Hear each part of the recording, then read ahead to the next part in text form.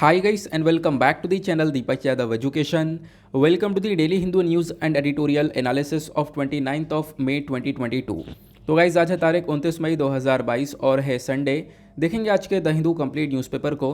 The Hindu complete newspaper को analyse करेंगे, but lecture में आगे बढ़ने से पहले अगर आप लोगों को इस लेक्चर का पीडीएफ चाहिए तो क्या करना है, सबसे पहले डाउनलोड करना है टेलीग्राम और फिर जाके सर्च बॉक्स में टाइप करना है दीपक यादव एजुकेशन।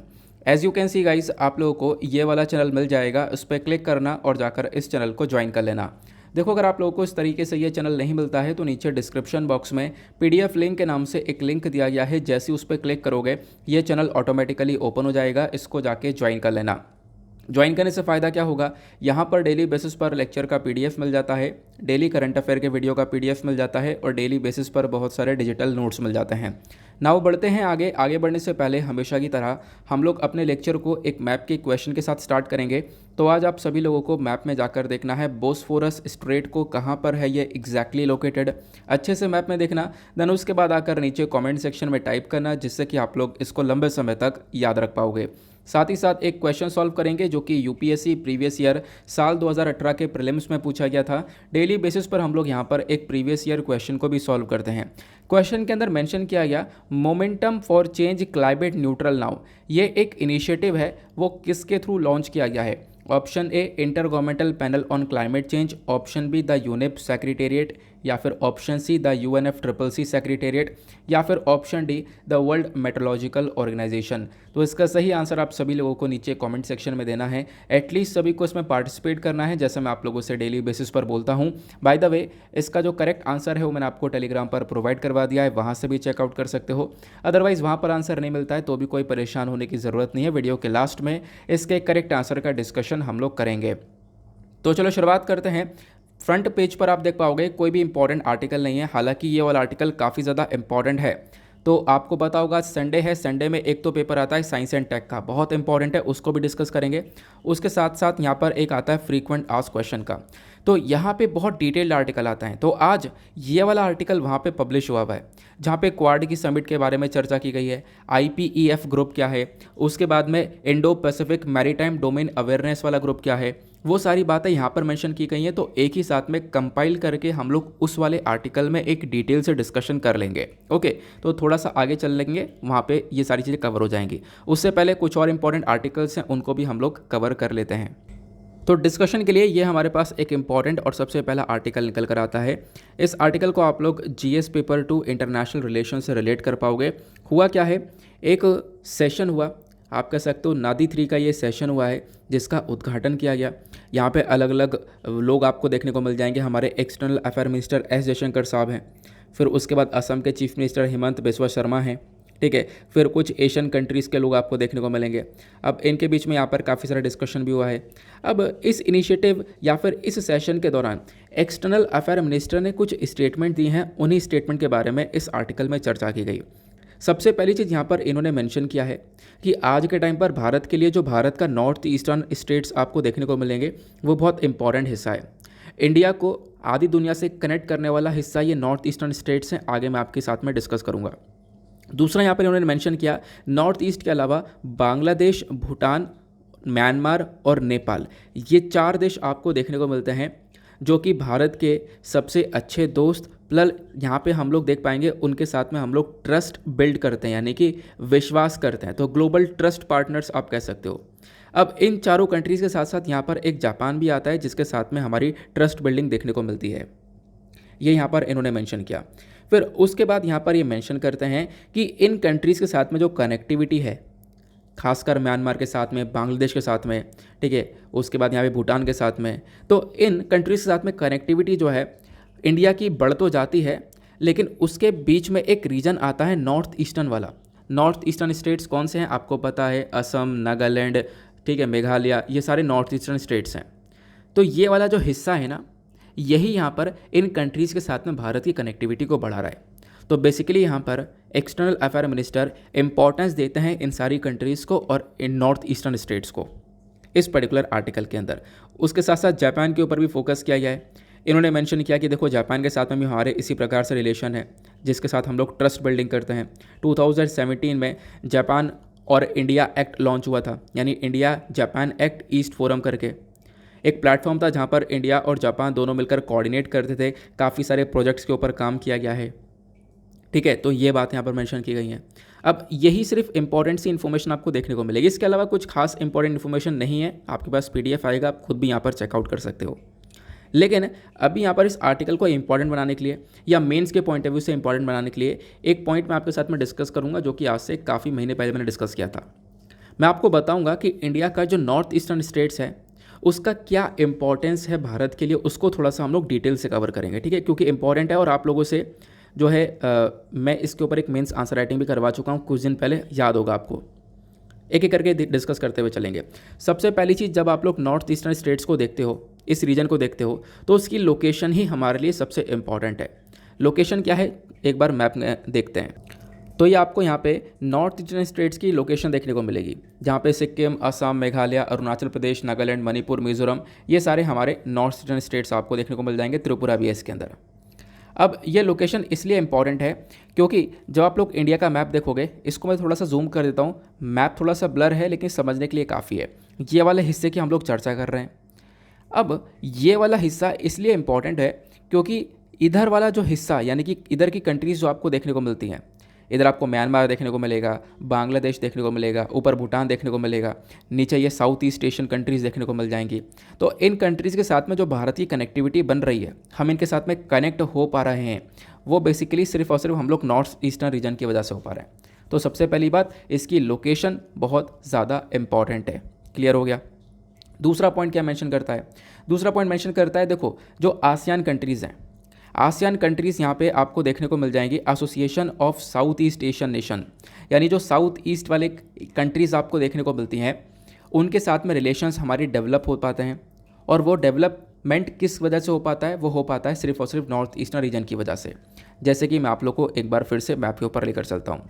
जब आप लोग इस मैप को थोड़ा सा जूम करके देखते हो, तो यहाँ पे आपको ये नॉर्थ ईस्टर्न स्टेट्स देखने को मिल जाते हैं, और उसके साथ साथ यहाँ पर ये साउथ ईस्ट एशियन कंट्रीज़ हैं। जब भी लोकेशन आप लोग देखा करो किसी भी एरिया की, तो यहाँ पे आपको पता है किस प्रकार से मैप को डिवाइड करना होता है। काफ़ी बार मैंने आप लोगों को बता रखा है, इस प्रकार से मैप को डिवाइड करो, ऊपर नॉर्थ हो गया, नीचे साउथ हो गया, इधर वेस्ट हो गया और इधर ईस्ट हो गया। अगर इसको भी थोड़ा सा और डिवाइड करना हो तो कैसे कर सकते हैं, इसको इस प्रकार से डिवाइड कर सकते हैं। तो ये वाला जो रीजन आपको देखने को मिलता है, ये वाला रीजन कहलाता है साउथ ईस्ट वाला। ठीक है, तो इंडिया का ये वाला जो हिस्सा है साउथ ईस्ट वाला, ये वाला रीजन कहलाएगा। तो बेसिकली कहने का पर्पज़ ये है कि जो इंडिया का ये नॉर्थ ईस्टर्न स्टेट है, वो यहाँ से कनेक्टिविटी बनाता है, पूरे ईस्टर्न एरिया से कनेक्टिविटी बनाता है, प्लस हमारे जो एरिया के आसपास यानी कि हमारी जो नेबरिंग कंट्रीज़ है उनके साथ में रिलेशंस को डेवलप करता है। क्लियर हो गया। अब उसके बाद में यहाँ पे बताया गया कि देखो जो नॉर्थ ईस्टर्न स्टेट हैं, आपने काफ़ी बार देखा होगा, जो ज़्यादातर यहाँ पे नेशनल पार्क्स हैं, ठीक है, काजीरंगा नेशनल पार्क, दाइखोवा और भी बहुत सारे वाइल्ड लाइफ सेंचुरीज आपको देखने को मिल जाएंगी, वो सब ज़्यादातर आपको नॉर्थ ईस्टर्न स्टेट्स में देखने को मिलेंगी। जो नेचुरल रिसोर्सेज आपको देखने को मिलेंगे वो नॉर्थ ईस्टर्न स्टेट्स में बहुत ज़्यादा देखने को मिलेंगे। तो इस वजह से भी ये एरिया काफ़ी इंपॉर्टेंट हमारे लिए हो जाता है। फिर उसके बाद में इस एरिया से दुनिया भर को कनेक्ट करने के लिए, खासकर आप कह सकते हो जो ईस्टर्न वर्ल्ड है उसको कनेक्ट करने के लिए हमने काफ़ी सारे प्रोजेक्ट लॉन्च कर रखे हैं, उसके ऊपर काम भी चल रहा है। जैसे एक का नाम है BCIM। BCIM के अंदर 4 देश हैं, नाम से पता चल रहा है, बांग्लादेश, चाइना, इंडिया, म्यांमार। तो आप देख पाओगे ये जो BCIM वाला इकोनॉमिक कॉरिडोर है, ये बांग्लादेश को कनेक्ट करता है चाइना तक। लेकिन कैसे किया जाता है, यहाँ पे इंडिया भी आएगा। इंडिया का जो नॉर्थ ईस्टर्न स्टेट्स हैं, खासकर कौन सा, ये वाला पोर्शन, यही यहाँ पर एक इम्पॉर्टेंट रोल प्ले करता है। तो इसकी वजह से भी इम्पॉर्टेंस इस वाले एरिया का बढ़ जाता है। क्लियर हुआ। तो ये BCIM कॉरिडोर क्या है, ध्यान रखना। उसके बाद एक और यहाँ पर आपको प्रोजेक्ट देखने को मिल जाएगा, वो है कालाधन मल्टी मॉडल प्रोजेक्ट। अब ये कालाधन मल्टी मॉडल प्रोजेक्ट क्या है, तो आप देख पाओगे इंडिया के कोलकाता से हम लोग कनेक्ट करते हैं अपने नॉर्थ ईस्टर्न स्टेट्स को। एक तो कनेक्टिविटी हमारी ऊपर से है ही, जैसा आप लोग देख पा रहे होंगे, ये जो ऊपर है ये वाला, ये सिलीगुड़ी कॉरिडोर आप लोग बोलते हो या चिकन नेक बोलते हो, यहाँ से तो कनेक्टिविटी है हमारी। अब उसके साथ से एक कनेक्टिविटी ऐसे भी देखने को मिलेगी, कोलकाता से यहाँ पे मान लो हमें सामान भेजना है इधर, तो कैसे भेज सकते हैं, एक रास्ता तो यह है, ऐसे जाना पड़ेगा। दूसरा रास्ता आप लोग देख पाओगे, यहाँ पर म्यांमार के सितवा पोर्ट हुआ, यहाँ तक सामान पहुँचाया। उसके साथ साथ यहाँ पर फिर ये तो हम समुद्र के रास्ते से गए, फिर आगे नदी का रास्ता है, फिर उसके बाद यहाँ पर एक रोड का रास्ता है, हाईवे का रास्ता है। इसी वजह से इसको मल्टी मॉडल बोला गया है, क्योंकि इसमें समुद्र भी है, नदी भी है प्लस एक हाईवे भी है। ठीक है, ध्यान रखना। आगे आते हैं। ये कुछ प्रोजेक्ट्स जो कि यहाँ पे भारत को कनेक्ट करते हैं, खासकर इंडिया का जो नॉर्थ ईस्टर्न रीजन है वो कनेक्ट करता है ईस्टर्न वर्ल्ड से, यानी कि इस वाले सेक्शन से। क्लियर हुआ? तो इसका इंपॉर्टेंस मैंने अलग से कुछ पॉइंट्स बताएं। ये सारे पॉइंट्स आपको यहाँ पर मेंशन देखने को मिल जाएंगे जो भी मैंने आप लोगों को बताया, या आप लोगों को अगर चाहिए सारे पॉइंट्स, ये सब मैंने पीडीएफ के अंदर इंक्लूड कर दिए हैं। ठीक है, ये पीडीएफ जाकर आप लोग डाउनलोड कर सकते हो टेलीग्राम से। जैसे ही डाउनलोड करोगे ना तो आपको पीडीएफ के अंदर सारे आर्टिकल्स लिखे हुए मिलेंगे। आर्टिकल के साथ साथ इस प्रकार का सिंबल मिलेगा। इस सिंबल को ओपन करने के लिए जैसे आप इस पर टैप करोगे तो काफ़ी सारे फ़ोन में ओपन हो जाएगा, किसी में ओपन नहीं हो सकता है। ठीक है, किसी को प्रॉब्लम्स फेस करने को मिल सकती है। तो उसके लिए आप लोग एक ऐप डाउनलोड कर लेना, एडोब एक्रोबेट करके उसका नाम है। तो उस ऐप के अंदर आपकी जो ये प्रॉब्लम का सोल्यूशन है वो मिल जाएगा। और अभी तक वीडियो पर जो लाइक का बटन है उसको नहीं दबाया है तो फटाफट दबा दो। और वीडियो को एक सपोर्ट की ज़रूरत होती है, वो आप लोग यहाँ पे कर सकते हो, 1 सेकंड लगेगा। आगे आते हैं अगले आर्टिकल पर। नाउ नेक्स्ट आर्टिकल काफ़ी इंपॉर्टेंट होने वाला है। यहाँ पे मेंशन किया गया है जो हमारी सरकार है वो कुछ रूल्स एंड रेगुलेशन के ऊपर काम कर रही है और जल्द ही कुछ रूल्स एंड रेगुलेशन को डेवलप कर लिया जाएगा। और वो रूल्स एंड रेगुलेशन किस चीज़ को लेकर होंगे? फेक ई कॉमर्स रिव्यूज़ को लेकर। इसका मतलब क्या है? इसका मतलब यह है कि देखो, आपने ई कॉमर्स प्लेटफॉर्म्स देखे हैं, बड़े बड़े ऐप्स आपको देखने को मिलेंगे जहाँ से आप लोग अपने सामान वगैरह परचेज करते रहते हो, है ना, सामान वगैरह ऑनलाइन मंगाते हो। तो वहाँ पे आपने कोई प्रोडक्ट ओपन किया कि हाँ मुझे ये ख़रीदना है। जब आप खरीदते हो तो उसके रिव्यू भी देखते हो नीचे जाकर कि हाँ वो प्रोडक्ट कैसा है, लोगों ने परचेज़ किया तो उनका एक्सपीरियंस कैसा रहा। तो जब आप लोग देखते हो तो वहाँ पर बहुत सारे फेक रिव्यूज़ भी होते हैं। फेक रिव्यूज़ का मतलब कि इस प्रकार से रिव्यू को जनरेट कर लिया जाता है कि बोला जाता है कि यार प्रोडक्ट बहुत अच्छा है, जबकि वो होगा नहीं। ठीक है, या फिर इसका अपोजिशन भी हो सकता है, प्रोडक्ट बहुत बेकार है। इस प्रकार से भी आप लोग यहाँ पर काफ़ी सारे फेक रिव्यूज़ देख पाओगे। तो उन्हीं फेक रिव्यूज़ को ख़त्म करने के लिए, इससे टैकल करने के लिए सरकार कुछ रूल्स एंड रेगुलेशन को डेवलप कर रही है। क्यों? क्योंकि यहाँ पर इन fake economic e commerce review से दिक्कत यह है कि कंज्यूमर राइट्स का वायलेशन हो रहा है। आपको पता होगा जब बात आती है कंज्यूमर राइट्स की तो हमारे पास बहुत सारे हक हैं, उसमें से 2 इंपॉर्टेंट हक के बारे में आपको बताऊंगा आगे, डोंट वरी। तो ये जो सारा काम मैनेज करेगा वो कौन करने वाला है? कंज्यूमर अफेयर्स मिनिस्ट्री के साथ साथ जो हमारे पास एक बॉडी है ASCI, इंपॉर्टेंट है। पहली इंपॉर्टेंट चीज़ यहाँ पे इस आर्टिकल से निकल कर आती है। इस बॉडी का फुल फॉर्म है advertising standards council of India. तो इन्होंने फ्राइडे में ही एक वर्चुअल मीटिंग करी है वीडियो कॉन्फ्रेंस के माध्यम से कि भाई यहाँ पर इस प्रकार के फेक रिव्यूज़ को रोकना चाहिए जो भी प्लेटफॉर्म्स के अंदर हो रहे हैं। क्लियर हुआ? क्योंकि इससे कंज्यूमर राइट्स का वायलेशन हो रहा है। अब इंपॉर्टेंट चीज़ों पर चलते हैं। ये तो आपने कॉन्टेक्स्ट समझ लिया इस आर्टिकल के अंदर क्या क्या बोला गया है। अब एग्जामिनेशन के पॉइंट ऑफ व्यू से देखें तो पहली चीज़ ASI क्या है, इसको डिस्कस करेंगे। तो ASI के बारे में क्वेश्चन बन सकता है, advertisement standards council of India. इस बॉडी को एस्टेब्लिश किया गया था 1985 में, और इस बॉडी को जब लेकर आए थे तो एक एक्ट के अंडर में लेकर आया गया था जिस एक्ट का नाम है कंपनीज एक्ट 1956। तो इसके सेक्शन 25 के अकॉर्डिंग हम लोग इस ASCI बॉडी को बनाए। अब इस बॉडी का मेजर फोकस क्या होगा उसको जानने से पहले, इसके फंक्शंस जानने से पहले ये जान लो इसके अंदर कौन कौन होता है। इसके अंदर बोर्ड ऑफ गवर्नर्स होते हैं, उसके साथ साथ यहाँ पर कंज्यूमर कंप्लेंट काउंसिल, एक कंज्यूमर कंप्लेंट काउंसिल होती है, जैसे आप हो, मैं हूँ, हम लोग यहाँ पर कंज्यूमर है, कोई प्रोडक्ट कंज्यूम करते हैं, हमें कोई कंप्लेंट है तो हम लोग यहाँ पर हम लोग की कंप्लेंट्स को रिजॉल्व करने के लिए वो काउंसिल बना हुआ है। तो यहाँ पर इस कंज्यूमर कंप्लेंट्स काउंसिल के मेंबर्स भी यहाँ पे देखने को मिल जाएंगे। ASI टीम के अंदर ये आप कह सकते हो कंट्रीब्यूशन देते हैं। फिर उसके साथ में इस ASCI के अंदर गवर्नर के साथ साथ यहाँ पर 16 मेंबर्स, और इनके अंदर जो मेंबर्स होते हैं वो बहुत ज़्यादा रेपुटेड, आप देख पाओगे जो पोस्ट होते हैं उनके होते हैं। रेपुटेड पोस्ट का मतलब है जैसा कि आप लोग यहाँ पर मेंशन देख पाओगे, जिसमें कि मतलब लॉयर्स हो गए, FI CII, तो ये सारे लोग आपको यहाँ पर देखने को मिल जाते हैं। फिर उसके बाद में मेंशन किया गया कि देखो इसका मेजर काम आपको क्या देखने को मिलेगा। मेजर काम यह है कि जो एडवर्टीजमेंट है उसके एथिक्स को मेंटेन करना, है ना, एडवर्टीजमेंट एथिक्स को मेंटेन करना, यानी कि वो चीज़ें सही हैं या गलत है उसको सही करना। ऐसा ना हो कि यहाँ पर कुछ और ही चीज़ों का एडवर्टीजमेंट चल रहा है जो कि बिल्कुल गलत है। अब यहाँ पे इसके फंक्शंस के बारे में अगर हम लोग चर्चा करें तो ASCI बेसिकली यहाँ पर क्या करता है, ये बात करता है कि देखो कुछ अनफेयर, अनट्रूथफुल और गलत जो एडवर्टीजमेंट्स होते हैं उनको टैकल किया जाए, उनको लेकर जो कंप्लेंट्स आती है उनको यहाँ पर देखने का ये काम करता है। क्लियर हुआ? और जितनी भी कंप्लेंट्स आती हैं वो सारी एग्जामिन करी जाती है। मैंने आपको बताया ना कंज्यूमर कंप्लेंट काउंसिल बना रखा है, उसी के अंदर ये सारी कंप्लेंट्स को देख लिया जाता है। आगे आते हैं। फिर उसके बाद में मेंशन किया गया कि आज के टाइम पर आप लोग देखोगे तो बहुत सारे अलग अलग कैटेगरीज़ के जो एडवर्टीज़मेंट्स है वो चलते रहते हैं, है ना। अलग अलग प्रकार के आपको एडवर्टीज़मेंट्स देखने को मिलेंगे। तो उन एडवर्टीज़मेंट्स को रेगुलेट करने का भी यहाँ पर ये बॉडी काम करती है। उसके साथ साथ मेंशन किया गया कि देखो बहुत सारे एडवर्टीज़मेंट्स होते हैं, अब उनमें कभी कभी बहुत सारी गाइडलाइंस वायलेट हो जाती हैं। जैसे यहाँ पर ड्रग्स और मैजिक रेमेडीज़ एक्ट हो गया, ठीक है, इसकी गाइडलाइंस वायलेट नहीं होनी चाहिए, ऐसा ना हो कि ड्रग्स का एडवर्टीजमेंट हो रहा है। तो इन चीज़ों को कंट्रोल करते हुए इन चीज़ों को रेगुलेट करने का ये बॉडी काम करती है, इन चीज़ों के ऊपर ध्यान रखती है। क्यों? क्योंकि यहाँ पर बीच में आ जाते हैं कंज्यूमर राइट्स। आप हो, मैं हूँ, अगर हम लोग इन चीज़ों को कंज्यूम कर रहे हैं, इनको परचेज कर रहे हैं, तो हमारे कुछ हक हैं, हमारे पास राइट्स हैं। जैसे एक राइट टू इन्फॉर्मेशन है, ठीक है, हम लोग यहाँ पर एक तरीके से कुछ इन्फॉर्मेशन मांग सकते हैं। उसका राइट टू चॉइस है, वो भी हमारी चॉइस है कि हम लोग उस प्रोडक्ट को खरीदें या ना खरीदें।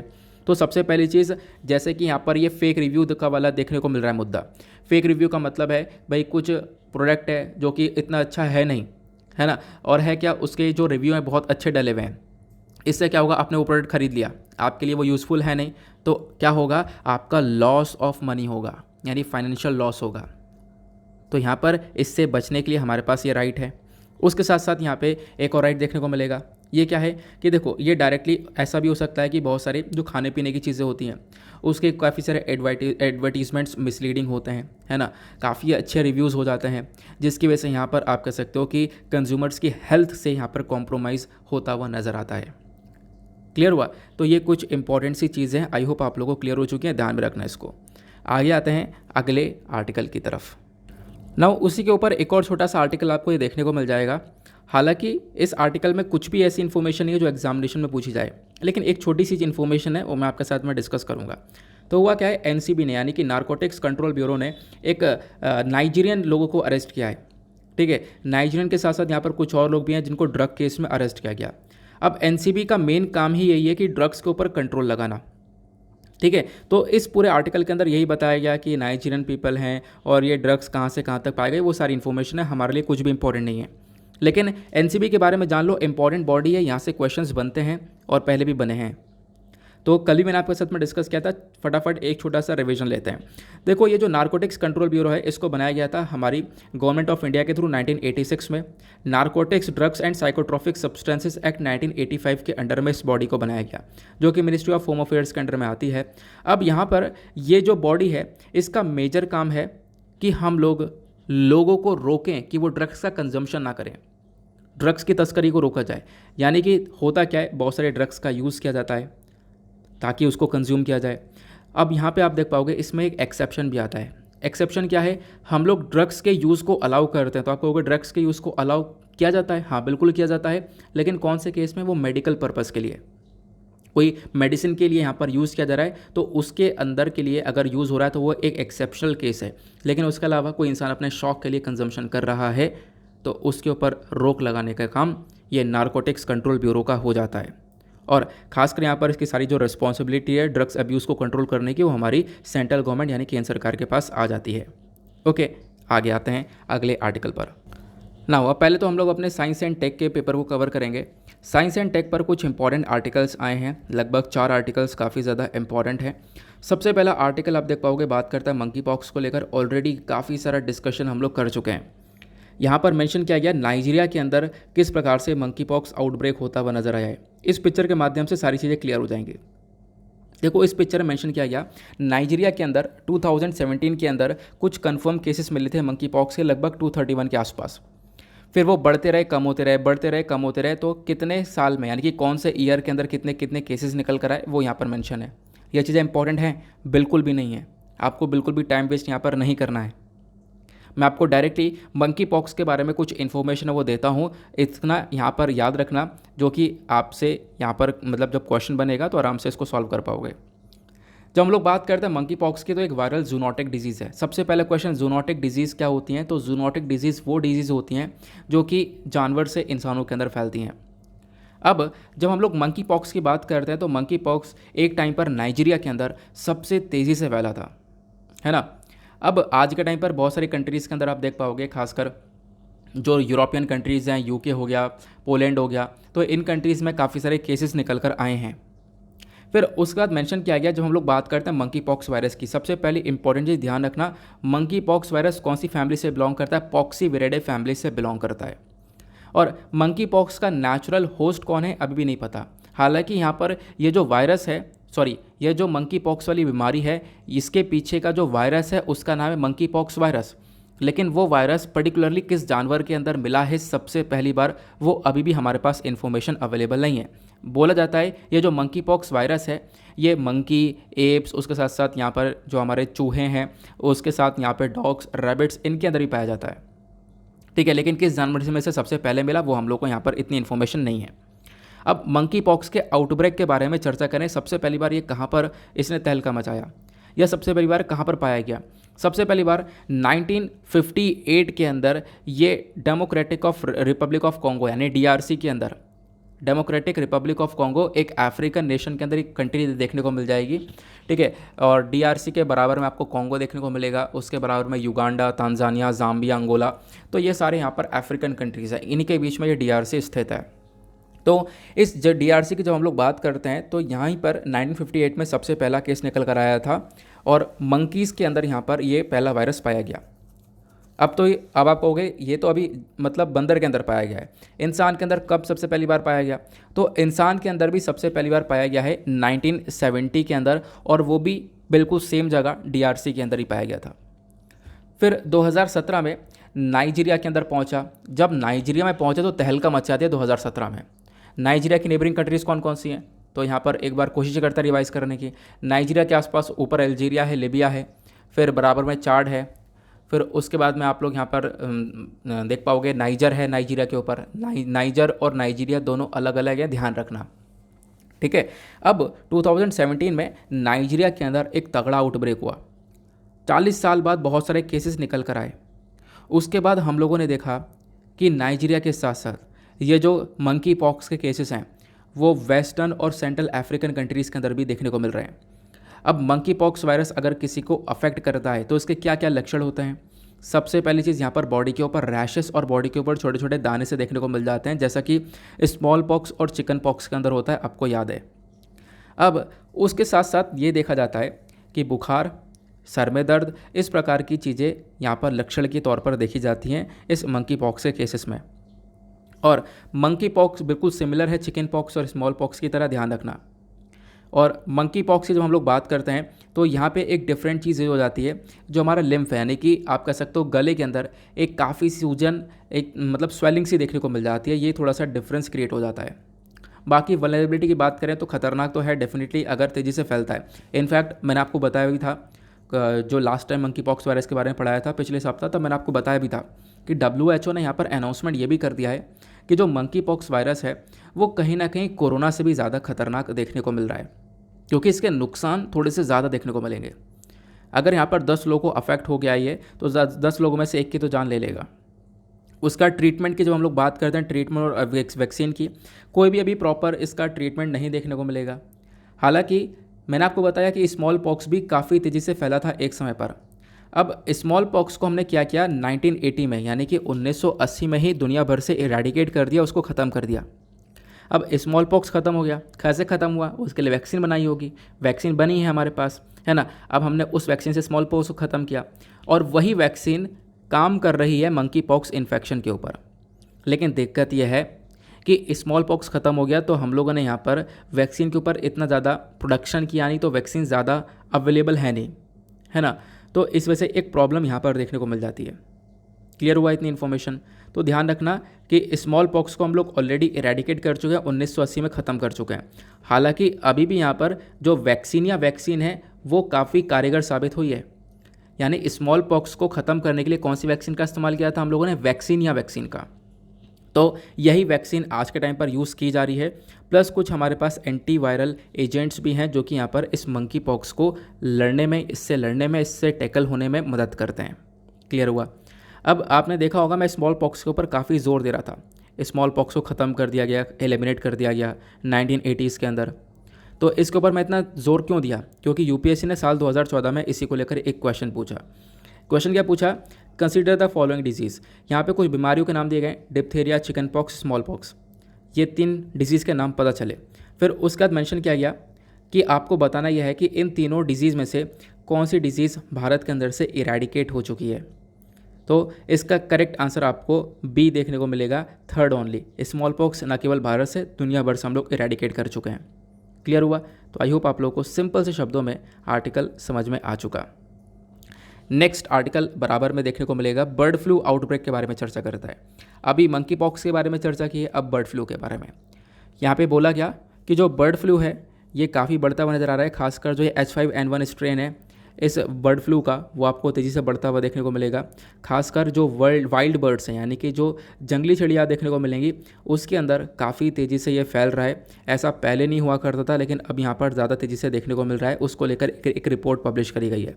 अब ये काम का तो है नहीं, ये 5 लाइनें हमारे लिए कोई भी एक हेल्पफुल रहने वाली नहीं है, कोई भी इंपॉर्टेंट रोल प्ले करेंगे नहीं। तो इसीलिए यहाँ पर बर्ड फ्लू के बारे में जानना इंपॉर्टेंट बन जाता है।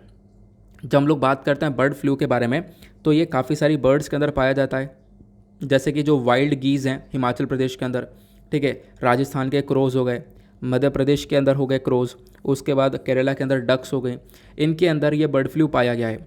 और ये भी अपने आप में काफ़ी खतरनाक था।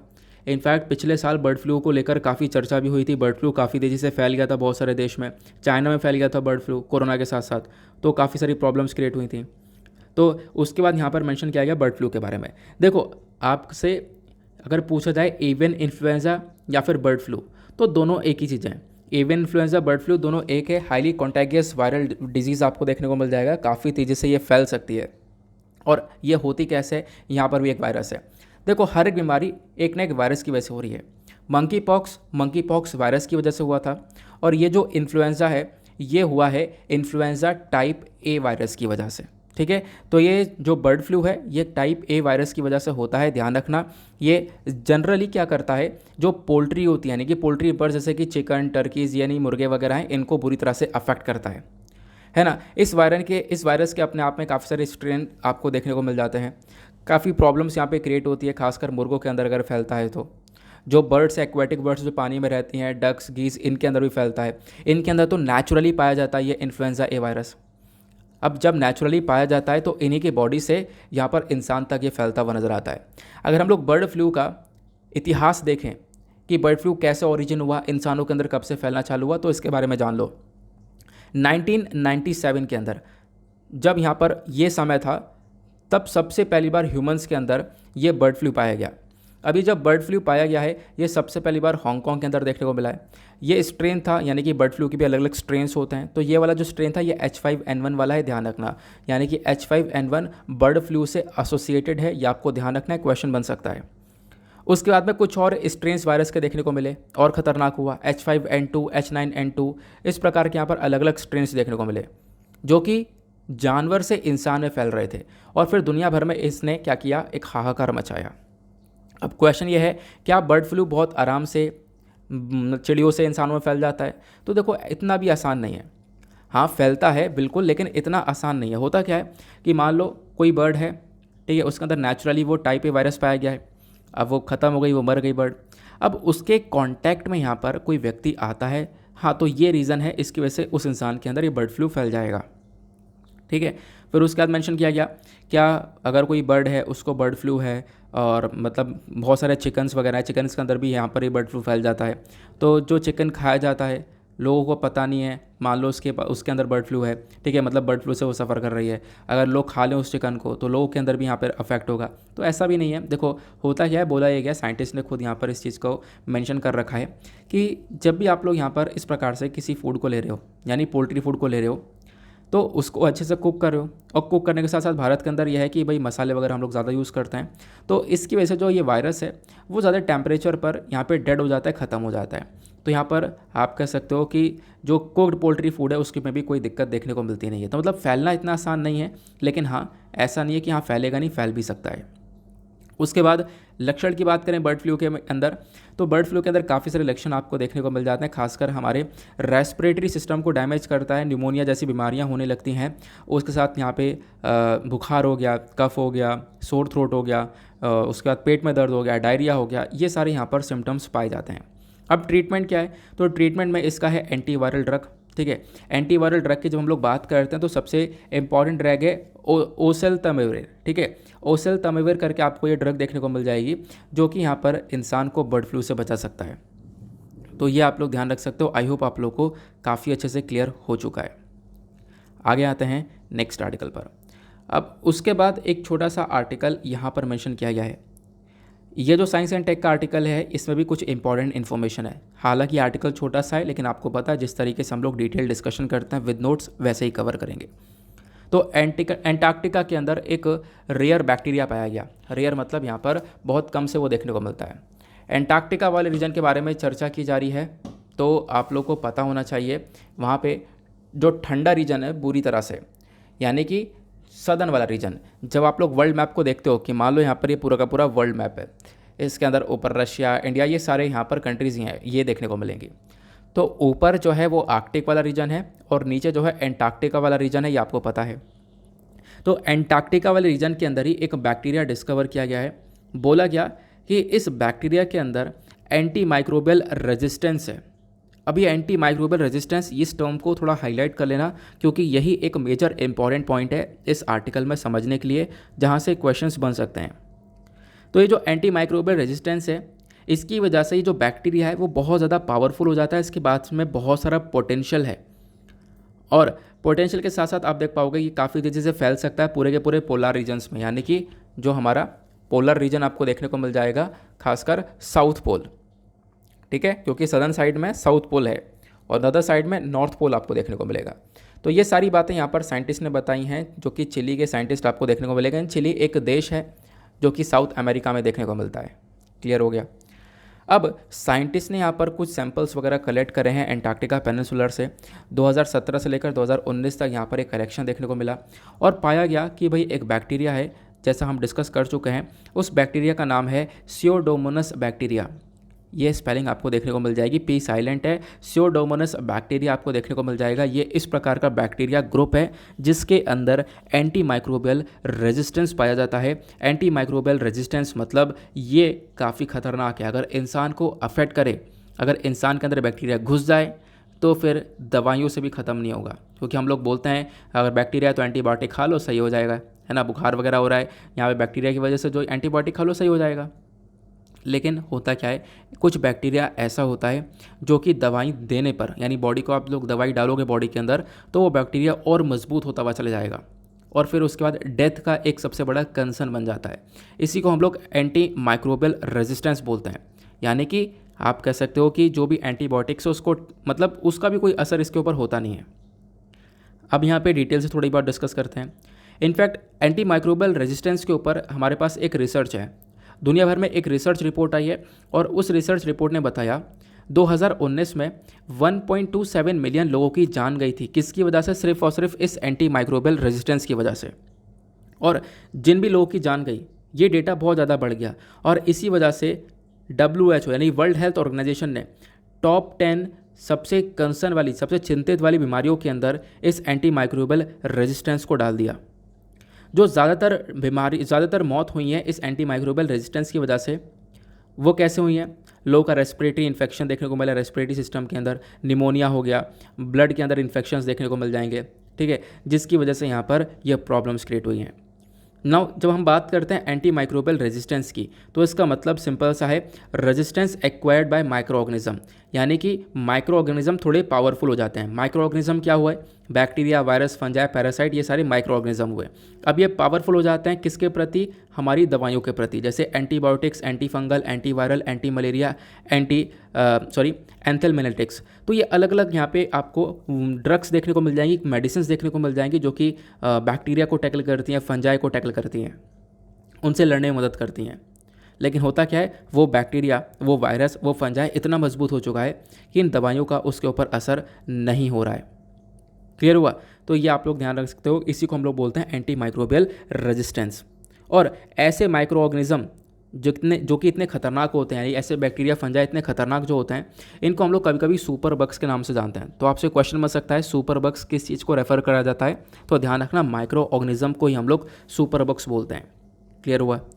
अब एंटी माइक्रोबियल रेजिस्टेंस काफ़ी तेज़ी से बढ़ भी रहा है। इसके पीछे कई सारे कारण हैं। हम लोग कोई भी पता है क्या करते हैं, छोटी छोटी यहाँ पर बीमारी के ऊपर भी काफ़ी सारे एंटीबायोटिक्स ले लेते हैं और कभी कभी इन दवाइयों का बहुत ज़्यादा मिसयूज़ होता है और उस मिसयूज़ की वजह से ये एंटी माइक्रोबियल रेजिस्टेंस की जो प्रॉब्लम है वो बढ़ती हुई चली जाती है। इंडिया के अंदर भी हम लोग देख पाते हैं ये प्रॉब्लम बड़ी है। इंडिया के अंदर पॉपुलेशन बढ़ी, लोगों की इनकम बढ़ी, ठीक है, कोई डिजीज़ होती थी तो यहाँ पर एंटीबायोटिक्स का कंजम्पशन बढ़ जाता है। अब एंटीबायोटिक्स ज़्यादा कंज्यूम करते हैं, ठीक है, तो उसका भी एक बुरा असर हम लोग को देखने को मिल जाता है और वो है anti microbial resistance. I hope आपको सारी इन्फॉर्मेशन यहाँ पर मिल चुकी है। आगे चलते हैं अगले आर्टिकल पर। उसके बाद इसी के नीचे एक और यहाँ पे साइंस एंड टेक का आर्टिकल देखने को मिल जाएगा, इंपॉर्टेंट है ये भी। ये बात करता है इनफ्लेक्सिबल स्पाइन के बारे में, यानी जो आपकी रीढ़ की हड्डी है, ठीक है, जो स्पाइन है उसके अंदर जो दर्द हो रहा है उसके पीछे का क्या कारण देखने को मिलेगा वो यहाँ पर मेंशन किया गया। तो ऑथर यहाँ पर काफ़ी सारी बातें मेंशन करते हैं, मैं आपको टू द पॉइंट बताऊँगा। इन्होंने बोला जो हमारे बॉडी के अंदर वर्टिब्रल कॉलम का स्ट्रक्चर है। अब ये वर्टिब्रल कॉलम क्या होता है इसको थोड़ा सा पिक्चर के थ्रू समझते हैं। तो आपको यहाँ पर देखने को मिलेगा ये है वर्टिब्रल कॉलम, ठीक है, ये पूरा का पूरा अलग अलग कॉलम देखने को मिलता है और यहीं पर ये आप कह सकते हो पूरी की पूरी स्पाइन आपको ये देखने को मिल जाती है। हम लोग इसी वाले स्पाइन, इसी वाली रीढ़ की हड्डी के बारे में चर्चा करने वाले हैं, ठीक है। तो उसको लेकर कुछ इन्फॉर्मेशन यहाँ पर ऑथर ने दी है।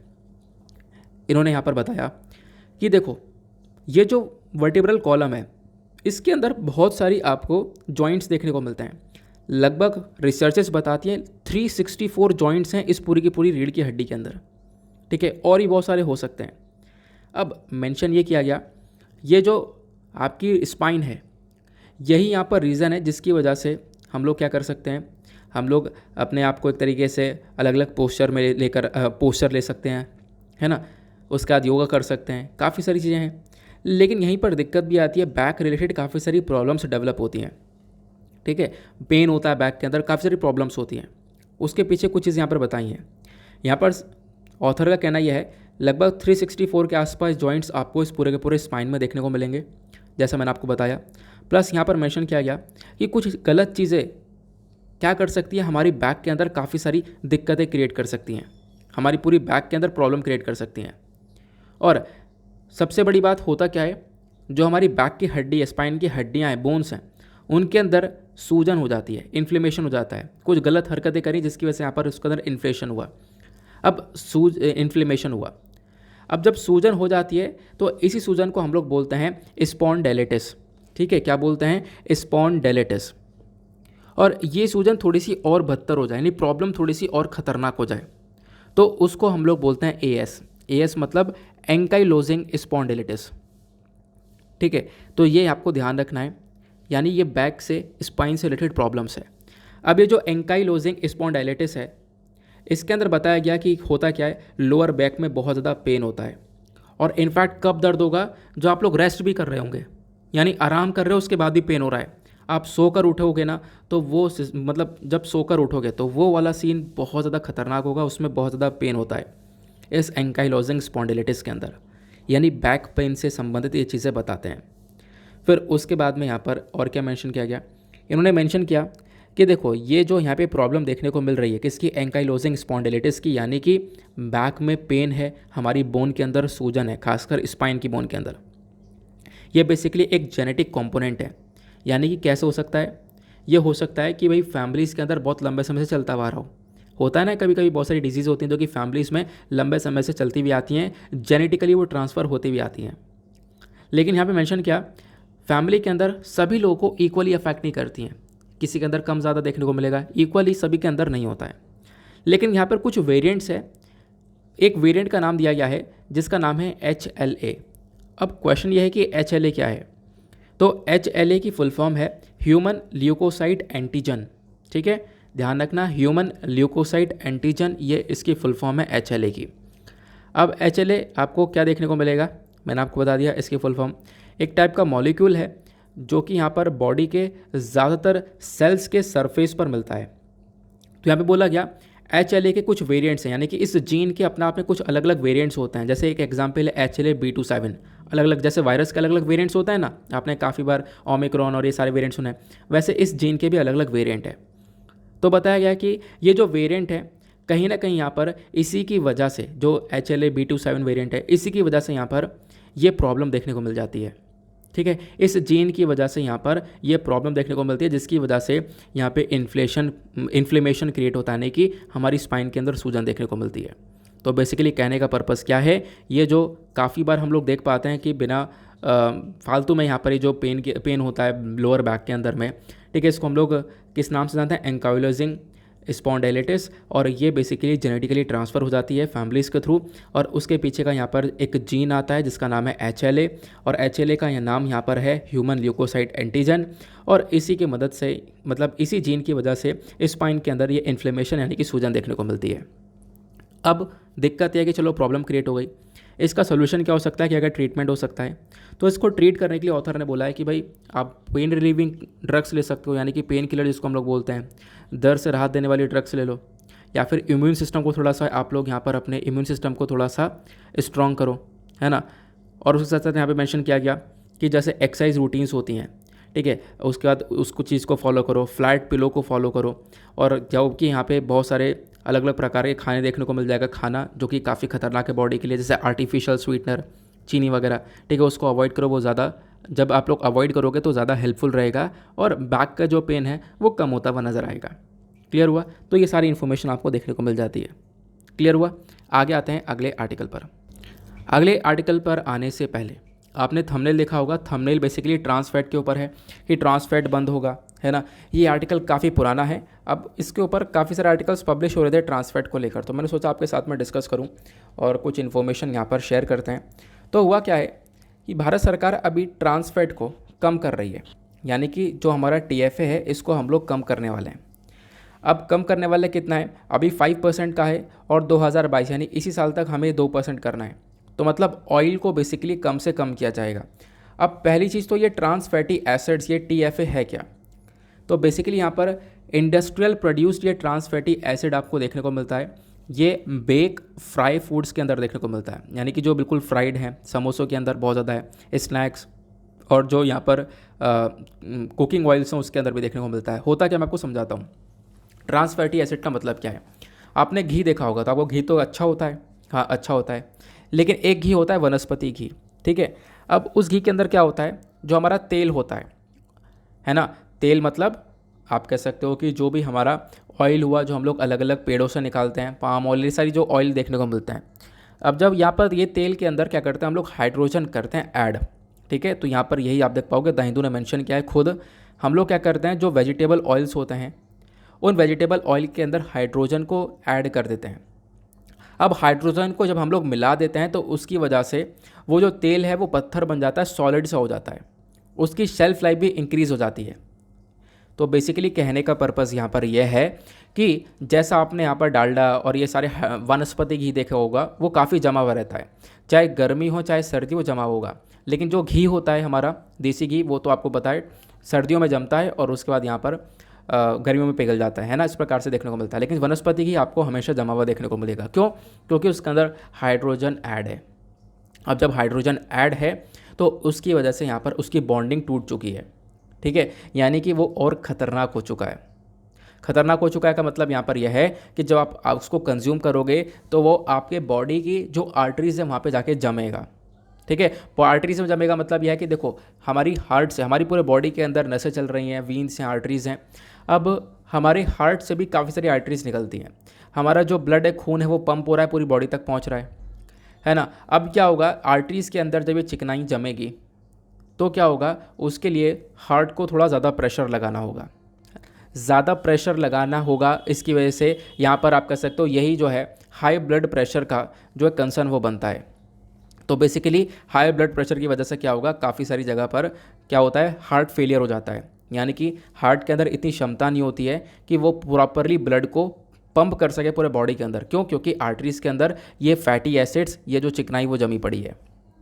क्लियर हुआ? तो इतना यहाँ पे ध्यान रखो। तो यहाँ पर ये बोला गया ट्रांस फैटी एसिड अपने आप में हार्ट डिजीज़ को प्रमोट करता है, ऐसा खुद WHO ने बोला है। जैसा आप लोग यहाँ पर आर्टिकल में देख पा रहे होंगे नीचे की साइड में, WHO के थ्रू यहाँ पर ये सारी सोर्सेज के थ्रू बताया गया है। WHO ने ये भी बताया इसी ट्रांस फैटी एसिड की वजह से हर साल लगभग 5 लाख लोगों के आसपास जान जाती है, 5 लाख लोगों की जान जाती है। और ट्रांस फैटी एसिड के अंदर होता क्या है, कोलेस्ट्रॉल बढ़ जाता है। वही कोलेस्ट्रॉल जो कि मैंने आपको बताया, जो चिकनाई वगैरह वो यहाँ पर बढ़ जाती है। और कोलेस्ट्रॉल बढ़ना है तो आप कहोगे कोलेस्ट्रॉल क्या है। देखो कोलेस्ट्रॉल दो प्रकार का होता है, एक होता है एलडीएल जिसको हम लोग बोलते हैं बैड कोलेस्ट्रॉल, ये गंदा है, यानी कि फ्राइड फूड्स या और जो पैकेजिंग फूड्स आते हैं यानी कि जो लंबे समय से पैक करे हुए हैं और तला हुआ जो भी यहाँ पे खा रहे हो, समोसा पकौड़े ये जो भी खा रहे हो, इसकी वजह से भी यहाँ पर क्या होता है, ये ट्रांस फैटी एसिड्स इंक्रीज़ होता है और ये खासकर बैड कोलेस्ट्रॉल एलडीएल इंक्रीज़ होता है ना। और एक होता है गुड कोलेस्ट्रॉल जैसे एचडीएल वगैरह होता है जो एग्स वगैरह के अंदर पाया जाता है, काफ़ी सारी चीज़ों में पाया जाता है वो, ठीक है। एक होता है गुड कोलेस्ट्रॉल जो कि आपके बॉडी के लिए काफ़ी ज़्यादा अच्छा होता है। क्लियर हुआ, इतना यहाँ पे मेंशन किया गया। अब इसी चक्कर में यहाँ पर WHO ने बोला भाई हर साल 5 लाख लोगों के आसपास जान जा रही है इस ट्रांस फैटी एसिड की वजह से, तो इसको थोड़ा सा कंट्रोल करना होगा। तो कंट्रोल करने के लिए यहाँ पर क्या हुआ कि सरकार ने कुछ स्टेप्स उठाए। सरकार ने बोला है कि बिल्कुल हम कंट्रोल करेंगे 2022 के एंड तक, यानी इसी साल तक जो हमारा ट्रांस फैटी एसिड का जो करंट लेवल 5% चल रहा है उसको हम 2% या 3% तक लेकर आएंगे। कैसे किया जाएगा, तो घरों के अंदर क्या होता है, एक बार हम लोग तेल को इस्तेमाल कर रहे थे, तेल को इस्तेमाल करने के बाद आप देख पाओगे उस तेल को रख लिया जाता है, यानी जो बच गया उस तेल को फेंका नहीं जाता, रख लिया जाता है, उसको दोबारा इस्तेमाल किया जाता है, फिर उसको दोबारा इस्तेमाल किया जाता है। इस प्रकार से चीज़ें घरों के अंदर के साथ साथ यहाँ पर दुकानों पे भी होती है ना। तो वो जो तेल है वो और ख़तरनाक होता रहता है, उसके अंदर ये जो ट्रांस फैटी एसिड्स हैं वो इंक्रीज़ होते हुए चले जाते हैं जितनी बार उसको बार बार यूज़ करोगे। तो बेसिकली यहाँ पर यही चीज़ है जो कि प्रॉब्लम क्रिएट करती है। तो बेसिकली यहाँ पर सरकार ने स्टेप्स उठाए कि हम लोग घरों से भी ये तेल कलेक्ट करेंगे, प्लस यहाँ पर फोकस ये रहेगा कि हम लोग इस ट्रांस फैटी एसिड को कम से कम मतलब बिल्कुल पूरी तरह से कम कर सकें। क्लियर हुआ, आगे आते हैं। उसके बाद फ्रीक्वेंट आस्क्ड क्वेश्चन पर आते हैं। यहाँ पे मैंने आपके साथ में बोला था कि काफ़ी सारे आर्टिकल है डिस्कस करने के लिए। सबसे पहला आर्टिकल आपको ये वाला देखने को मिलेगा, यहाँ पे मेंशन किया गया है इंडो पैसिफिक के बारे में। तो आपको पता है अभी रिसेंट डेज़ में क्वाड की समिट हुई है। अब जब क्वाड की समिट हुई तो उस समिट के दौरान काफ़ी सारा डिस्कशन हुआ, काफ़ी सारे ग्रुप्स को बना दिया गया है। IPEF ग्रुप बना है, उसके साथ में मैरीटाइम अवेयरनेस ग्रुप बना है। तो ये ग्रुप क्या क्या है, कैसे वर्क करते हैं, इसको थोड़ा सा हम लोग डिस्कस करेंगे। अच्छा, मैंने भी आपको ये फैटी एसिड्स के बारे में, ट्रांस फैट के बारे में बताया। ट्रांस फैट यहाँ पे आपको बेक्ड गुड्स के अंदर, जो फ्राइड फूड होता है उसके अंदर देखने को मिलेगा, आइसक्रीम्स क्रीम्स के अंदर भी देखने को मिलता है। फैट के भी अलग अलग प्रकार होते हैं, अनसैचुरेटेड, सैचुरेटेड, ट्रांस फैट अपने आप में काफ़ी खतरनाक होता है, ये आप ध्यान रखना। अब यहाँ पे आता है अपने क्वाड वाले आर्टिकल की तरफ। तो अभी आपको पता है ये 4 कंट्रीज़ हैं, चौथा आपको नज़र नहीं आ रहा, लेकिन ऑस्ट्रेलिया को भी यहाँ पे बना लेते हैं, ये ऑस्ट्रेलिया आ गया तो यहाँ पर जापान है, US है, इंडिया है और ऑस्ट्रेलिया है। तो मान लो यहाँ पर ये 4 कंट्रीज़ का एक ग्रुप है जिसको हम लोग क्वाड के नाम से जानते हैं। तो इनकी रिसेंट डेज़ में एक समिट होती है, एक मीटिंग होती है, कहाँ पर, टोक्यो के अंदर, आप देख पाओगे पीछे लिखा हुआ है जापान में। अब इसी समिट के दौरान ये एक ग्रुप का अनाउंसमेंट करते हैं जिसका नाम है इंडो पैसिफिक इकोनॉमिक फ्रेमवर्क। तो इंडिया के प्राइम मिनिस्टर ने पार्टिसिपेट किया इस इवेंट में और यहाँ पर IPEF एक ग्रुप का मतलब चर्चा हो चुकी है। ये चारों कंट्रीज़ आपको नज़र आती हैं। पहले हम लोग क्वाड के बारे में चर्चा करेंगे, फिर उसके बाद आपको आगे की कहानी बताऊंगा। क्वाड 4 कंट्रीज़ का ग्रुप है, पता चल गया, इंडिया, जापान, ऑस्ट्रेलिया और अमेरिका। क्वाड का मेजर जो ऑब्जेक्टिव है वो क्या है, मेजर ऑब्जेक्टिव था इनका क्लाइमेट चेंज से लड़ना, जो आज के टाइम पर पोल्यूशन हो रहा है, गर्मी बढ़ रही है, उसको कंट्रोल करना, प्लस साथ साथ इनका मेजर फोकस है चाइना को टैकल करना। चाइना खासकर अपना अग्रेशन दिखाता है कहाँ पर, इंडो पैसिफिक रीजन के अंदर, यानी कि इंडियन ओशन, पैसिफिक ओशन, इस पूरे रीजन के अंदर चाइना की जो इलीगल एक्टिविटीज़ हैं वो काफ़ी ज़्यादा हैं। उस चीज़ को रोकने के लिए यहाँ पर स्क्वाड को बनाया गया। अब इस स्क्वाड का मतलब गठन होता है 2004 के अंदर। मतलब 2004 में बेसिकली होता क्या, मैं आपको समझाता हूँ। क्वाड का एक आइडिया आता है, होता क्या है, 2004 में इंडियन ओशन के अंदर एक सुनामी आती है जिसकी वजह से श्रीलंका, मालदीव्स, ये सारे देश जो कि इंडियन ओशन के अंदर हैं, ये काफ़ी सारी प्रॉब्लम्स फेस कर रहे होते हैं। अब जब प्रॉब्लम्स फेस कर रहे होते हैं तो इंडिया इन कंट्रीज़ की मदद करता है। अब इंडिया कंट्रीज़ की मदद करता तो इसमें यहाँ पर भारत की हेल्प करने के लिए ऑस्ट्रेलिया, जापान, उसके बाद में यहाँ पर अमेरिका आया। तो ये चारों कंट्रीज़ ने मिलकर इस सुनामी से टैकल किया, 2004 की जो सुनामी थी। अब होता क्या है, ये बात जब देखने को मिली कि 4 कंट्रीज़ मिलकर आराम से इन चीज़ों को टैकल कर रही हैं, तो जापान के जो पहले के प्राइम मिनिस्टर है शिंजो एबे साहब, जिनका फ़ोटो आप लोग साइड में देख रहे हो, तो इन्होंने 2006 के अंदर इन्होंने फोकस किया कि हमारे पास बिल्कुल एक क्वाड ग्रुप होना चाहिए जहाँ पर ये चारों कंट्रीज़ होंगी और चारों कंट्रीज़ मिलकर काम करेंगी। 2006 में इन्होंने आइडिया रखा, 2007 में एक इनफॉर्मल मीटिंग भी होती है पहली बार इन चारों कंट्रीज़ के बीच में। फिर 2007 में ही सितंबर के महीने में एक मिलिट्री अभ्यास भी कर लिया जाता है, यानी कि चारों कंट्रीज़ जो है ग्रुप को बनाने के लिए तैयार हैं, एक बड़ा सा ग्रुप बनने वाला है। लेकिन 2007 के अंदर ही सितंबर के महीने ही एक और घटना घटती है। घटना ये घटती है शिंजो एबे साहब जो कि एक आइडिया लेकर आए थे इस क्वाड कंट्रीज़ का, वो अपने पद से यानी कि जापान के प्राइम मिनिस्टर के पद से रिज़ाइन कर देते हैं। क्यों? इन्होंने बोला कि देखो यहाँ पर कुछ हेल्थ प्रॉब्लम्स की वजह से उन्होंने रिज़ाइन कर दिया। अब उन्होंने रिज़ाइन कर दिया, उसके बाद यहाँ पे उसी साल में एक और घटना होती है कि जो ऑस्ट्रेलिया के प्राइम मिनिस्टर है वो बदल जाते हैं। ऑस्ट्रेलिया के पास एक नए प्राइम मिनिस्टर आते हैं केविन रूड, जो कि क्वाड के ऑपोजिशन में रहते हैं, यानी कि क्वाड को मतलब पसंद नहीं करते। तो इसकी वजह से यहाँ पर क्या हुआ, ये दो घटने की वजह से क्वाड का जो मामला है वहीं पर थम गया, क्वाड को ज़्यादा वैल्यू मिली नहीं। फिर उसके बाद साल 2017 में इस क्वाड का आइडिया वापस से आता है, तो क्वाड 2.0 वापस से रिवाइव होता है 2017 के अंदर। जापान फिर से बात करता है ऑफिशियली इसको रिवाइव करना चाहिए। फिर और रिवाइव करते करते 2020 के अंदर ऑस्ट्रेलिया भी यहाँ पर इसको ज्वाइन कर लेता है। फिर उसके बाद यहाँ पर क्या होता है कि 2021 के अंदर क्वाड की एक वर्चुअल मीटिंग होती है, यानी वीडियो कॉन्फ्रेंस के माध्यम से।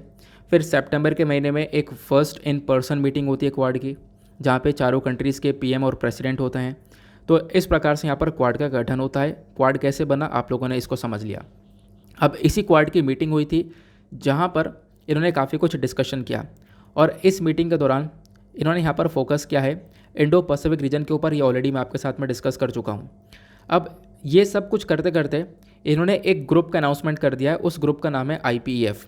अब IPEF की फुल फॉर्म मैं ऑलरेडी बता चुका हूँ, इंडो पैसिफिक इकोनॉमिक फ्रेमवर्क। इस IPEF ग्रुप के अंदर इन्होंने 13 कंट्रीज़ को ऐड किया है। वो 13 कंट्रीज़ कौन कौन सी हैं? तो इधर है Japan, south Korea, Brunei, Indonesia, Malaysia, Philippines, Singapore, Thailand, Vietnam, Australia, New Zealand, India, US। ये 13 कंट्रीज़ का ग्रुप बना IPEF। अब जब आप लोग IPEF को देखोगे तो इनका मेजर फोकस क्या है? देखो IPEF कंट्रीज़ का मेजर फोकस है आपस में व्यापार को मजबूत करना। यहाँ पे कोई फ्री ट्रेड एग्रीमेंट नहीं हुआ है, लेकिन व्यापार को बढ़ोतरी देने के लिए यहाँ पर इस ग्रुप को बनाया गया। इस ग्रुप का 4 मेजर फोकस रहने वाला है। आप ध्यान रखना, बहुत इंपॉर्टेंट है, चाहो तो नोट डाउन कर लेना। ये जो हमारा ये जो IPEF ग्रुप है, इंडो पैसिफिक इकोनॉमिक फ्रेमवर्क, इसके बेसिकली 4 मेजर पिलर्स हैं। 4 चीज़ों के ऊपर यहाँ पर ये फोकस करेगा। सबसे पहला फोकस यहाँ पर इसका रहने वाला है व्यापार के ऊपर। व्यापार को कैसे बढ़ाया जा सकता है इन 13 के 13 देशों के बीच में जिन्होंने इस ग्रुप को ज्वाइन किया है।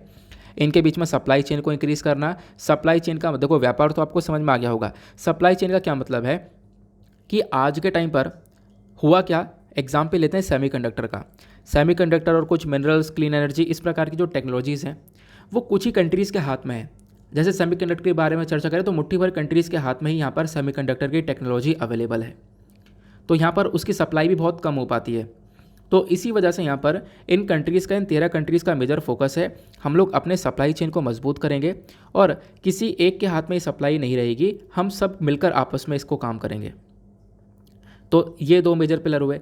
तीसरा मेजर पिलर हुआ क्लीन एनर्जी, यानी इन चारों कंट्रीज़ का मेजर फोकस है कि हम लोग यहाँ पर पोल्यूशन को कम करेंगे, प्लस यहाँ पे जो डीकार्बोनाइजेशन है, यानी कि ऑब्वियस सी बात है वही कार्बन को कम किया जाएगा और इंफ्रास्ट्रक्चर को इंप्रूव किया जाएगा। जैसा हम लोगों ने पेरिस एग्रीमेंट के अंदर भी यहाँ पर डील कर रखी है कि हम लोग पोल्यूशन को कम से कम करते हुए चलेंगे आने वाले सालों के अंदर।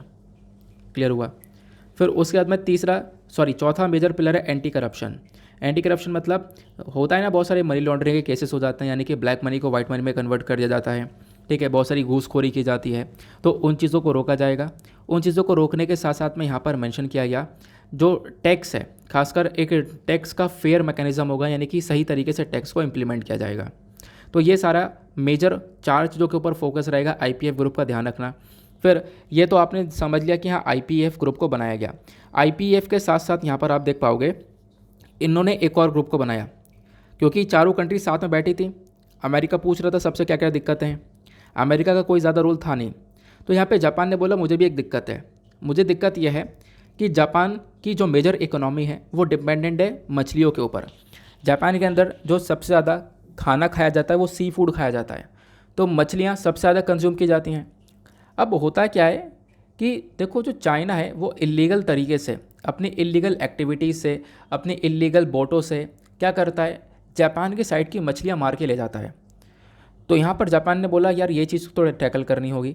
तो इसी वजह से अमेरिका ने क्या किया, चलो हाँ करेंगे, ये भी करेंगे, और उसके लिए एक ग्रुप और बन गया। तो इस क्वाड समिट के अंदर एक ग्रुप तो IPEF यानी इंडो पैसिफिक इकोनॉमिक फ्रेमवर्क नाम का बना। दूसरा यहाँ पे बनाया गया Indo Pacific partnership for maritime domain awareness, यानी जो समुद्र वाला रीजन है वहाँ पर एक तरीके से उस वाले रीजन के लिए एक ग्रुप को बनाया गया। यहाँ पर मेंशन किया गया क्या करेंगे हम लोग, डार्क शिपिंग को ट्रैक करेंगे, यानी जो इलीगल तरीके से जो चाइना हरकतें कर रहा है, जापान की साइड से मछली मार के ले जा रहा है, इन चीज़ों को ट्रैक किया जाएगा और इन चीज़ों को रोकने के ऊपर काम किया जाएगा। तो ये सारी बातें क्वाड के अंदर होती हैं। क्लियर हो गया। तो ये सारी बातें आपको यहाँ पर देखने को मिल जाएंगी जो कि मैंने आपको बताई। आईपीएफ के अंदर कितनी कंट्रीज़ आ गई, 13 कंट्रीज़ आ गई। उसके बाद में आईपीएफ कोई ट्रेड डील नहीं है, मैंने आपको बता दिया। व्यापार को लेकर काम नहीं किया जाएगा। इसके मेजर 4 पिलर्स हैं, वो 4 पिलर्स कौन कौन से हैं, सप्लाई चेन, क्लीन इकॉनमी, वो मैंने आपके साथ में डिस्कस कर लिया है। यूएस यहाँ पर इस ब्लॉक को प्रमोट कर रहा है और इंडिया के लिए ये क्यों इंपॉर्टेंट है उसके पीछे का रीज़न मैं आपको बताता हूँ। देखो यहाँ पर इस आईपीएफ से पहले 2 ग्रुप देखने को मिलेंगे, रीजनल कॉम्प्रिहेंसिव इकोनॉमिक पार्टनरशिप। इस ग्रुप के अंदर ऑलरेडी भारत इससे बाहर निकल चुका है, क्योंकि यहाँ पर जब इस ग्रुप के अंदर सारी कंट्रीज़, आसियान कंट्रीज़ आपको देखने को मिल जाएंगी, इन सब ने मिलकर एक ग्रुप बनाया। तो यहाँ पे मेजर फोकस किया गया इनके थ्रू फ्री ट्रेड एग्रीमेंट के ऊपर कि हम लोग व्यापार करेंगे, बिल्कुल फ्री में यहाँ पर व्यापार चलेगा, कोई भी एक्स्ट्रा ड्यूटीज़ चार्जेस नहीं लगाए जाएंगे। तो भारत इससे बाहर निकल गया। क्यों? क्योंकि अगर हम लोग इसको ज्वाइन कर लेते तो चाइना भर भर के हमारी कंट्री के अंदर सामान भेजता। ठीक है, अब सामान भेजता तो हमारा डोमेस्टिक मार्केट अफेक्ट होता। उसके बाद एक और ग्रुप आपको देखने को मिल जाएगा CPTPP करके, comprehensive and progressive agreement for trans Pacific partnership. इसके अंदर भी आप लोग देख पाओगे 11 नेशंस हैं, इनके बीच में भी यहाँ पर व्यापार वगैरह होता है, फ्री ट्रेड होता है। तो बेसिकली ऑलरेडी आपको ये 2 ग्रुप्स देखने को मिल जाएंगे, है ना। तो इन दोनों ग्रुप्स के अलावा भी यहाँ पर आप कह सकते हो यूएस जो है अपने इस वाले नए वाले ग्रुप को प्रमोट करना चाहता है, क्योंकि यूएस जो है इन दोनों ग्रुप्स के अंदर कहीं पर भी अवेलेबल नहीं है। उसके बाद इंडिया के लिए भी इंपॉर्टेंट है, क्योंकि यहाँ पे देखो इंडिया ने RCEP से बाहर किया, मैंने आपको बताया, क्योंकि यहाँ पर चाइना जो है हमें सामान भेजता उल्टा सीधा। यहाँ पर फ्री ट्रेड एग्रीमेंट के अंदर चाइना का बहुत सारा सामान हमारे कंट्री के अंदर आता। अब चाइना का जब बहुत सारा सामान हमारे कंट्री के अंदर आता तो इसकी वजह से हमारा डोमेस्टिक मार्केट हिट होता, क्योंकि चाइना सस्ते में बनाकर वो बेच देता है। तो बेसिकली यहाँ पर यही पर्पज़ है कि हम लोग अब क्या कर रहे हैं, हम लोगों ने IPF ग्रुप को ज्वाइन किया है, जहाँ पर मेजर फोकस इन 13 कंट्रीज़ के बीच में रहने वाला है। ठीक है, तो इतना ध्यान रख सकते हो, इंपॉर्टेंट सी चीज़ें हैं। उसके बाद नेक्स्ट आर्टिकल बात करता है why can't American solve it's gun problem. हुआ क्या है, 24 मई की बात है, आपको पता होगा 24 मई में क्या घटना घटी है। एक लड़का जिसकी उम्र 18 साल की है, उस लड़के ने क्या किया, एक बंदूक से स्कूल के अंदर वो गोलियां चलाईं। 18 साल का जो लड़का है उसका नाम है सैल्वाडोर रैमोस। तो इसने यहाँ पर गोलियां चलाईं और उस गोलियां चलाते हुए 19 बच्चों की हत्या कर दी और 2 टीचर्स की हत्या कर दी है। तो क्या ऐसा कभी कभी होता है यूएस में? तो ऐसा कभी कभी नहीं, ऐसा अक्सर देखने को मिलता है। अक्सर देखने को मिलता है कि हाँ, स्कूलों के अंदर गोलियाँ चल रही हैं और यहाँ पर बच्चों को मार दिया जा रहा है। बहुत बार हमने देखा है। इसके पीछे का कारण क्या है? इसके पीछे का यहाँ पर कारण है अमेरिका के अंदर गन प्रॉब्लम, यानी बंदूक खरीदना बहुत आसान है, बंदूक का लाइसेंस मिलना बहुत आसान है। अगर आप लोग दूसरे कंट्रीज़ को देखोगे, जैसे कि इंडिया हो गया या बाकी सारी कंट्रीज़ हो गई, तो वहाँ पर गन को नहीं इतना आसानी से तरीके से परचेज़ नहीं किया जा सकता। अगर गन को परचेज़ करना है तो उसके लिए यहाँ पर लाइसेंस वगैरह लगता है, बहुत ज़्यादा टाइम कंज्यूमिंग प्रोसेस है, इतना आसानी से मिलता नहीं है। ठीक है, हमारे यहाँ ड्राइविंग लाइसेंस बहुत आराम से मिल जाते हैं, लेकिन अमेरिका में ड्राइविंग लाइसेंस बहुत मुश्किल से, गन का लाइसेंस बहुत आराम से मिल जाता है। अब गन का लाइसेंस मिल जाता है, गन को कोई भी यानी 18 साल का हो चुका है तो यहाँ पर उस गन को परचेज़ कर सकता है। अब गन को परचेज़ कर सकता है तो ऑब्वियस सी बात है क्राइम तो देखने को मिलेगा ही, और ऐसा क्राइम को एक बहुत बड़ा बढ़ावा मिला है इसी वजह से। और अमेरिका का खासकर जो सेकंड अमेंडमेंट है, इनके संविधान का जो सेकंड अमेंडमेंट है, वही यहाँ पर बात करता है इस गन को लेकर कि हर एक व्यक्ति यहाँ पर ये बंदूक रख सकता है, उसके पास में हक है। तो लोगों के पास में हक है तो वो बंदूक रख रहे हैं, लोग खरीद रहे हैं। आज के टाइम पर आधे से ज़्यादा आबादी के पास में यहाँ पर आपको ये वेपन्स, ये बंदूकें देखने को मिल जाती हैं। तो क्वेश्चन ये है, अमेरिका इस प्रॉब्लम को सॉल्व क्यों नहीं कर सकता? क्योंकि अमेरिका के अंदर सेकंड अमेंडमेंट देखने को मिलेगा, इनके संविधान में लिखा हुआ है, और पहले भी प्रॉब्लम सॉल्व करने की कोशिश की है। खासकर जो पहले वाले प्रेसिडेंट थे अमेरिका के, बराक ओबामा साहब, इन्होंने काफ़ी कोशिश करी इस पूरे मुद्दे को सॉल्व करने की, लेकिन ये पूरा मुद्दा सॉल्व हो नहीं पाया। अब उसके बाद में जो बाइडन के इस प्रेसिडेंसी के अंडर में ये इंसिडेंट देखने को मिला, जहाँ पर 19 बच्चे, 2 टीचर्स को मार दिया गया। तो जो बाइडन का भी मेजर फोकस है कि हम लोग क्या कर सकें, ये जो गन लॉज हैं इसको थोड़ा सा रिस्ट्रिक्ट करें, यानी भाई ये जो आज के टाइम पर इतना आसान है गन खरीदना, इसको थोड़ा सा यहाँ पे हार्ड किया जाए ताकि लोग यहाँ पे गन को परचेज़ ना कर पाए इतनी आसानी से। तो इसको लेकर जो बाइडन भी सोच रहे हैं यहाँ पर स्टेप उठाए जाएँ, बट अभी कोई स्टेप उठाया जा नहीं रहा है। तब तक ऐसे इंसिडेंसेस ऐसे देखने को मिलते रहेंगे। क्लियर हुआ? तो इतनी इन्फॉर्मेशन ध्यान रखना, ये इन्फॉर्मेशन यहाँ पर दी गई है। आगे आते हैं। नेक्स्ट आर्टिकल में प्राइस राइज और GST को लेकर चर्चा की है। क्वेश्चन क्या किया जा रहा है यहाँ पर कि जो सरकार है, सरकार क्या वापस से जीएसटी रेट्स को रीस्ट्रक्चर कर सकती है, चेंज कर सकती है, लेकिन अभी यहाँ पर इसको लेकर कोई ऐसी इन्फॉर्मेशन नहीं है। जीएसटी को यहाँ पर आप कह सकते हो 5 साल हैं, 5 साल हुए हुए हैं, इस साल यहाँ पे 5 साल हो जाएंगे तो जीएसटी को आए हुए। फिर उसके बाद मेंशन किया गया, जब जीएसटी को लाया गया था तो जीएसटी के बारे में इन्फॉर्मेशन दी गई है। देखो, जीएसटी को हम लोग लेकर आए गुड्स एंड सर्विस टैक्स को, और बाकी सारे टैक्सेस को हम लोगों ने, यानी कि पहले बहुत सारे मल्टीपल टैक्सेस लगा करते थे, तो उन मल्टीपल टैक्सेस को ख़त्म करके एक वन नेशन वन टैक्स को लेकर आए, जिसको हम लोगों ने नाम दिया GST, goods and service tax. और इस गुड्स एंड सर्विस टैक्स के अंदर हम लोग अलग अलग स्लैब रेट लेकर आ गए।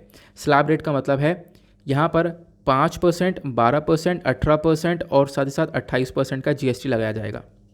यानी कोई लग्जरियस प्रोडक्ट है, कोई बहुत महंगा है तो उसके ऊपर ज़्यादा टैक्स लगेगा, कोई सस्ता है तो उसके ऊपर कम टैक्स लगेगा। तो इस प्रकार से यहाँ पर आप कह सकते हो कि जीएसटी वर्क करता हुआ नज़र आता है। अब जीएसटी वर्क करता है, इसी के अंदर ही आपको एक जीएसटी काउंसिल देखने को मिलती है। जीएसटी काउंसिल है जो कि आर्टिकल 279 के अंदर, हमारे संविधान में आर्टिकल 279A के अंदर जीएसटी काउंसिल के बारे में मेंशन है। इस काउंसिल के अंदर कौन कौन होता है, तो इस काउंसिल के अंदर हमारे स्टेट के फाइनेंस मिनिस्टर होते हैं और साथ ही साथ हमारे यहाँ पर केंद्र सरकार के फाइनेंस मिनिस्टर होते हैं। ये सब मिलकर यहाँ पर इस काउंसिल के अंदर बैठकर डिस्कशन करते हैं। डिस्कशन क्या, बहुत सारी बातें की जाती हैं कि भाई इस प्रोडक्ट को जीएसटी में लेकर आना है, नहीं आना है, तो ये सारे डिसीजन यहाँ पर इस काउंसिल के अंदर किया जाता है। क्लियर हुआ? तो जीएसटी के बारे में बताया गया जीएसटी क्या है, तो ये काउंसिल समझ में आ गया आपको। अब जीएसटी के अंदर जब आप लोग रेट्स को देखते हो तो आपको अलग अलग रेट्स देखने को मिलेंगे। मतलब क्या है इसका, मतलब यह है जब हम लोग जीएसटी की बात करते हैं, इसको लाया गया 2017 के अंदर, उसी समय एक कंट्रोवर्सी भी हो गई थी। कंट्रोवर्सी इतनी ज़्यादा हुई नहीं, अभी यहाँ पर प्रॉब्लम ज़्यादा हो चुकी है। क्यों? जब 2017 में लाया गया जीएसटी को तो राज्य सरकार इसको लागू करने नहीं दे रही थी। क्यों? स्टेट्स का कहना यह था भाई जीएसटी आएगा तो इससे हमें लॉस होगा, ठीक है, अब इससे लॉस होगा, बस खाली ऐसे समझो, अब लॉस होगा, इस वजह से यहाँ पे इन्होंने लागू करने नहीं दिया। जब इन्होंने लागू करने नहीं दिया तो इसकी वजह से इन्होंने बोला कि हमारा रेवेन्यू का लॉस हो जाएगा, तो सरकार को तो लानी थी जीएसटी, तो सरकार ने बोला चलो यार टेंशन मत लो, आपका जो भी नुकसान होगा, जो भी पैसा को नुकसान होगा वो सब कंपनसेशन के तौर पर, यानी कि वो सब मुआवजा सेंटर यानी केंद्र सरकार आपको दे देगी, वो सारा मुआवजे के तौर पर आपको पैसा मिल जाएगा। तो स्टेट सारे रेडी हो गए कि हाँ चलो ठीक है यार, मुआवजा मिलेगा। तो अब 2017 से जीएसटी लागू तो हुआ, लगातार चल रहा था, 2017, 18, 19 मामला सही चल रहा था। 2019 के लास्ट में या फिर 2020 में कोविड आया। अब जैसे ही कोविड आया सब चीज़ें बंद होने लगी, लॉकडाउन लगने लगा, हमारी कंट्री की जो इंडस्ट्रीज़ है वो ठप होने लगी। तो इसकी वजह से क्या हुआ, जो जीएसटी है यानी हमारा जो गुड्स एंड सर्विस टैक्स का कलेक्शन है वो भी कम होने लगा, सरकार के पास में पैसा कम आने लगा। तो सरकार ने यहाँ पर स्टेट्स को कंपनसेशन देना कम कर दिया, फिर उसके बाद बंद कर दिया। तो ये इशू क्रिएट हुआ। स्टेट्स का कहना यह है कि भाई कंपनसेशन दो हमें, क्योंकि आपने वादा किया था कि आप मुआवजा दोगे इसका। तो अभी यहाँ पर टाइम पीरियड को बढ़ा दिया है, पहले 2022 तक मुआवजा पूरा करना था, बट अभी यहाँ पर इस टाइम पीरियड को बढ़ा दिया गया। आने वाले टाइम पर बोला जा रहा है कि मुआवजा दिया, मतलब कि आने वाले कुछ साल में और कुछ और साल लेकर जो केंद्र सरकार है वो यहाँ पर ये पैसा प्रोवाइड करवाएगी इन सारे स्टेट्स को, ठीक है। और प्लस यहाँ पे देखो बोला जा रहा है कि क्या ऐसा हो सकता है कि जो जीएसटी रेट है उसको वापस से रीस्ट्रक्चर किया जाए अब की बार, लेकिन इसके ऊपर कोई चर्चा नहीं हो रही है, बस खाली एक इन्फॉर्मेशन दी गई है, लेकिन अभी ऐसा कोई हमारे पास आइडिया नहीं है कि हाँ कोई रीस्ट्रक्चरिंग की जा सके, ठीक है। तो यहाँ पर कोई ऑफिशियल ऐसा स्टेटमेंट नहीं है, तो बस खाली ध्यान रखना, उसको लेकर छोटी सी चीज़ यहाँ पर मैंशन है। आई होप आपको एक एक बात बहुत अच्छे से समझ में आ चुकी है, क्लियर हो चुका है। तो ये था हमारा पूरा का पूरा न्यूज़पेपर एनालिसिस संडे का। हमने साइंस एंड टेक के सारे आर्टिकल्स कवर कर लिए हैं, उसके बाद हम लोगों ने फ्रीक्वेंट आस्क्ड क्वेश्चंस कवर कर लिए हैं, बाकी सारे जो छोटे छोटे आर्टिकल्स हैं वो ऑलरेडी कवर कर लिए गए हैं। अब फटाफट देखो होता क्या है ना कि डेली बेसिस पर हम लोग एक मेंस का क्वेश्चन लेते हैं, लेकिन संडे में हम लोग कोई मेंस का क्वेश्चन नहीं लेते हैं। अब आज का जो हमारा प्रीलिम्स का क्वेश्चन है वो क्या है, तो इस क्वेश्चन का आंसर मैं आप लोगों को बता देता हूँ। 2018 में क्वेश्चन पूछा गया था, momentum for change climate neutral now. ये एक इनिशिएटिव है, ये किसके थ्रू लॉन्च किया गया था, तो इसका आपको करेक्ट आंसर देखने को मिल जाएगा option C, United Nation framework convention on climate change. ये बेसिकली यहाँ पर इसने लॉन्च किया है क्लाइमेट न्यूट्रल नाउ इनिशिएटिव को 2005 में। ओके, तो इसका करेक्ट आंसर भी मिल चुका है। नाउ इसी के साथ करते हैं लेक्चर को समाप्त, मिलते हैं आप लोगों से नेक्स्ट वीडियो में। आज के लिए bye bye, have a nice day, thank you and जय हिंद।